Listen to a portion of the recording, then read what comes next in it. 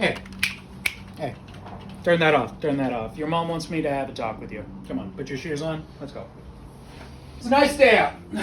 All right. It's a real scorcher out today. All right, I don't think your mother can see us anymore. Let's make this a little easier on your old man, eh? Now, let's get into it. Come on. All right, so you're 18 now.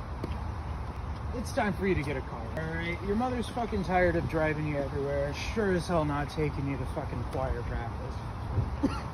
So you got to get yourself a vehicle. Now, your mother and I are going to give you some money. You're going to put down, and you're going to finance yourself a car. So basically how all that's going to go. A few things you need to worry about, right? So for starters, you are going to need to worry about a few things. APR rate, which is your annual percentage rate. Basically, you're paying the bank for having a loan taken out. And the loan, more or less, is just you going up to the bank or credit union in this case, because God help us after what U.S. Bank did to your mother. But they're going to just forward you the money a little bit, and you're going to pay them back with interest. So it's not free money, okay? Nothing in this world is free, right? Remember that. But it's a nice little forward on it. Well, APR rate's a low rate. So it's actually really smart to get a loan out. Because more or less what's going to happen, always look both ways. You're paying the bank back what you owe them plus interest every month.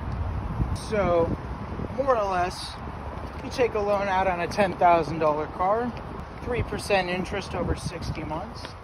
You're probably going to end up paying the bank back right around $12,000-ish by the time it's all said and done. Now, that's fine because that's pretty close to what inflation is. And so it lets you use more of your money elsewhere in the meantime. Now, you don't really have the money on hand. So this is what makes it a good option for you. Now, if we were, say, in different times and APR rates were 8 or 9, or they can get up to 15, 25% on some stuff, it's really just not smart to take out a loan in that case. You're going to be paying too much back to the bank. It's not going to make sense. You don't want to take out a $5,000 loan and end up paying the bank back $10,000. Just doesn't make sense. You don't want to be upside down on a loan. Let's cross. Tell you what, I'm going to get crossed when we get back home. Getting into being upside down on your loan, that's just slang for owing more on something than it's really worth.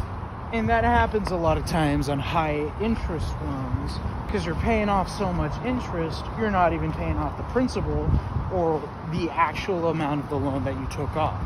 All you're doing is paying the bank for fucking you.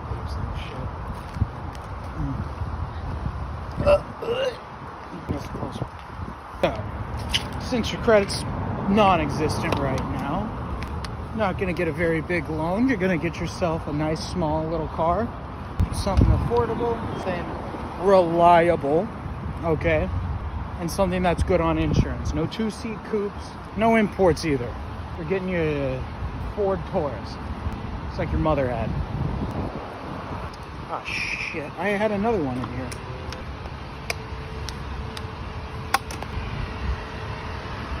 It's a win. Hey, Bob. Really, what you're going to have to worry about here is making sure you treat this loan like it is a payment that you're going to have to give back. Another thing you're going to want to look after is you're going to want to make sure you get a reasonable loan term. Now, a loan term is just however long you're saying that it's going to take you to pay off this here loan. Now, if you go for an 84-month loan rate, you can find a different place to sleep because I didn't raise you like that. The longer you have on your loan term, the more interest you're going to end up paying. And that's just dumb.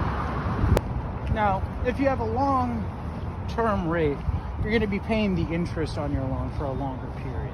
It's APR, annual percentage rate. It means every year, if you have it longer, if you have it more months, more years, it's going to accrue more interest.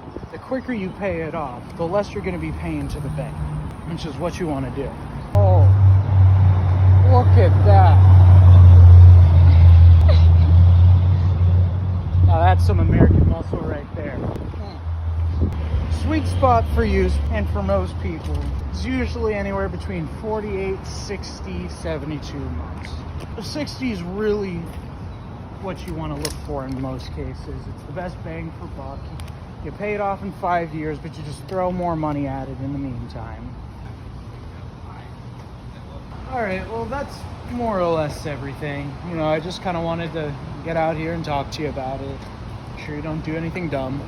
I think it's probably about time we start heading back. Alright, let's do it to it. And let's keep this between us, huh?